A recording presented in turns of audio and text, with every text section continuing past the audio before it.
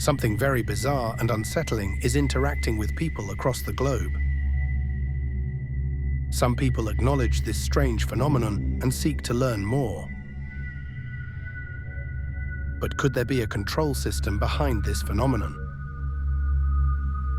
What forces are motivating certain people to become highly interested in unexplained phenomenon? Is it just curiosity, or is there more to it?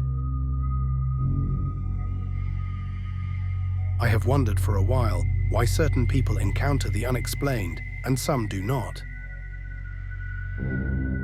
Is this by chance or by design? The unexplained phenomenon we encounter from time to time seems to be manipulating, influencing, or controlling certain aspects of our reality. In a peekaboo-like fashion, the phenomenon appears as if it is responsible for certain synchronicities or coincidences that many people experience.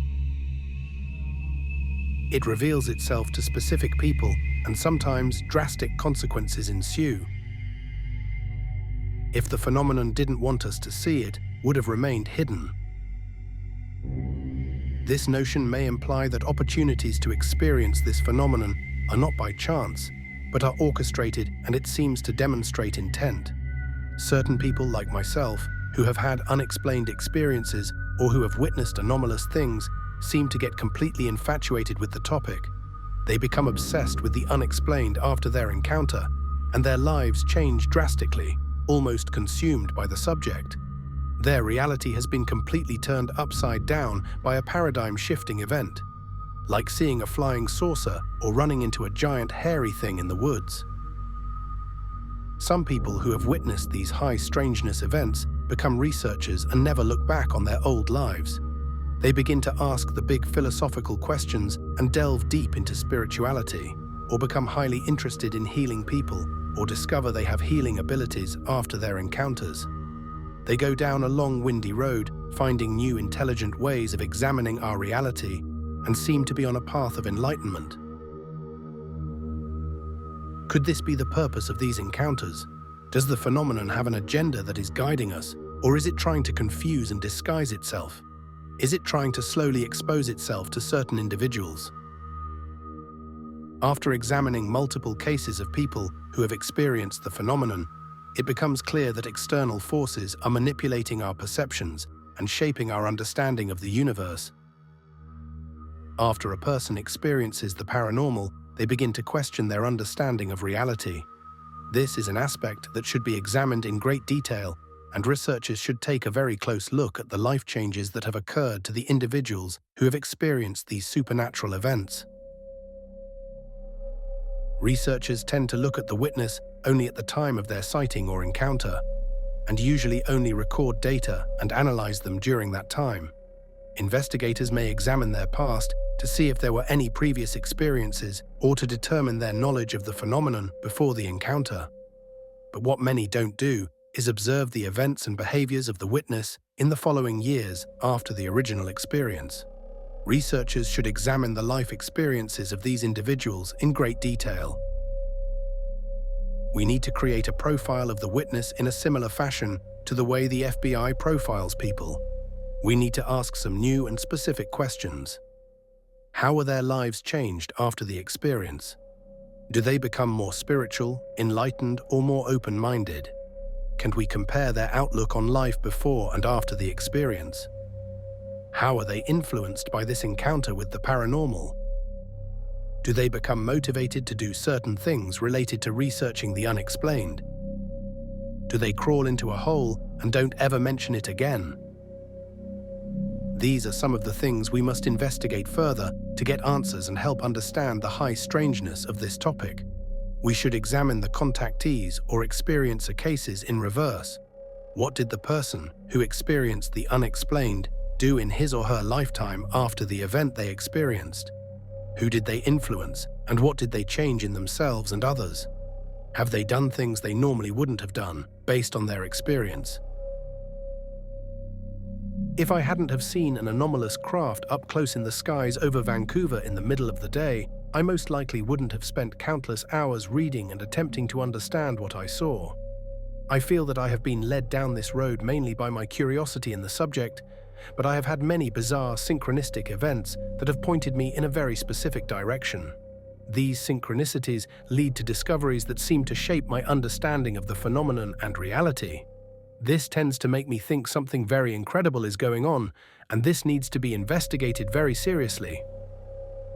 In the free study by Dr. Edgar Mitchell and Ray Hernandez, they found that after asking 2,200 people about their encounters with the ETs, or extra-dimensional beings, 66% said it was a positive experience, and only 5% found it negative.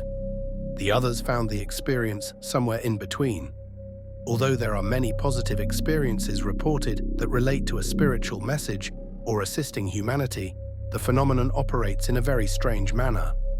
Something very weird is going on with researchers and people who have experienced these phenomena. There are many amazing positive aspects to it, like psychic abilities and healings reported by experiencers.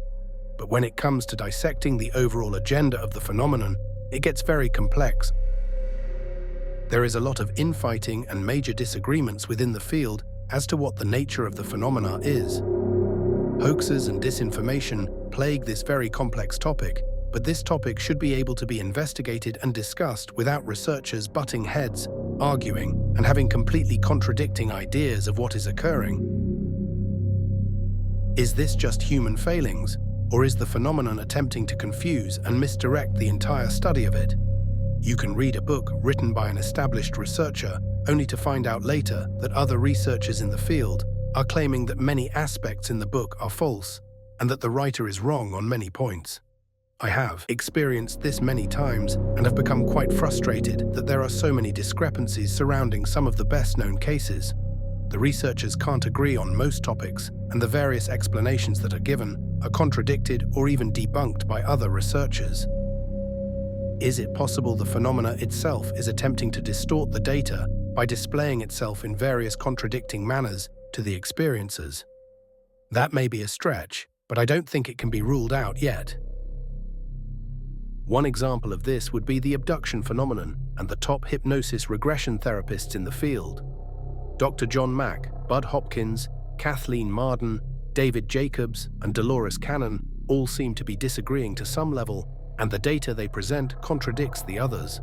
During radio interviews and after reading their books on the abduction cases they studied, you find that they all seem to say that the other isn't performing the hypnosis properly, or is not using hypnosis techniques in the right manner, or the hypnotist is directing the witness by asking leading questions or setting them up for confabulation.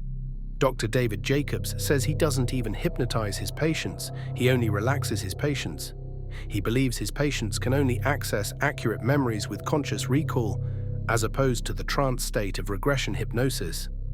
Kathleen Marden says most of the other hypnotic regression therapists are not asking the right questions and are potentially leading the witness, and their data then becomes corrupted by confabulation. Dr. John Mack says the experiences are mostly positive and spiritual, while Bud Hopkins says the opposite. David Jacobs states that his patients are working with alien hybrids attempting to integrate and take over the planet. They are all getting some very interesting data, bizarre data. It almost seems like the data reflects the preconceived views of the hypnotist to some extent. It also seems like the experiencers are seeking out the therapist that suits their understanding and perspective of the phenomenon. But is it possible the witnesses are being manipulated by some unknown force to seek out certain hypnotists and researchers to confuse and muddle the study of the phenomenon? Something weird is going on here, and it seems as if some exterior force is playing a game, instructing us or misleading us. Is there a bizarre game of mass confusion being played on us? Or are we just being prodded in a weird way to look beyond our current paradigm?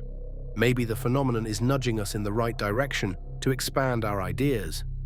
Is the phenomena just playing a mischievous game to entertain itself? Or is it attempting to distort the truth and confuse us all? Bob Bigalow, founder of NIDS and Bigalow Aerospace, said some peculiar and interesting things when he was describing the phenomena his team investigated at Skinwalker Ranch. The performances didn't repeat themselves. Each time there was a performance of a sort, there was always some unique pattern. There was something that was always changed. so we could be prepared that if this thing changed or this type of event happened again, we would know what to do.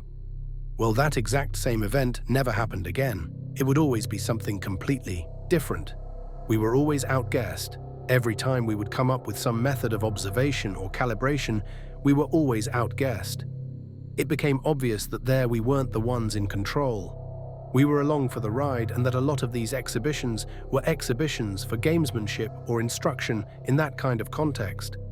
The phenomenon was playing with us, giving us only a taste here and there of various things, an opportunity to see things that were abnormal, opportunity to cause examinations upon performances of things that were very unique through certain pathological kinds of investigations. And those were opportunities that were very helpful. So in terms of witnessing things, we witnessed things both on camera and in person that we were privileged to witness. We could have easily not have had any opportunities. If the phenomenon did not want us to observe anything, then we wouldn't have observed anything.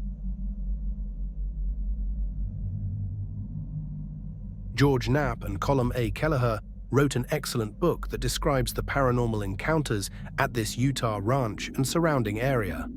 The investigation of the ranch and the experiences that occurred there are a good example of how this phenomenon may be leading us to expand our perspectives and demonstrates that many facets of the paranormal are connected. It is also a great example of how the phenomenon may be toying with us.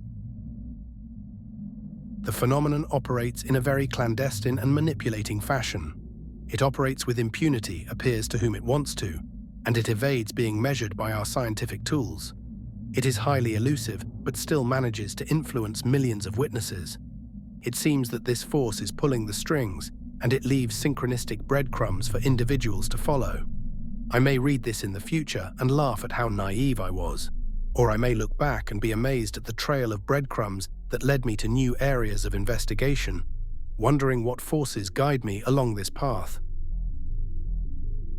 This notion may imply that all or most opportunities to experience this phenomenon are not by chance, but they are orchestrated. The phenomena has intent and motivation.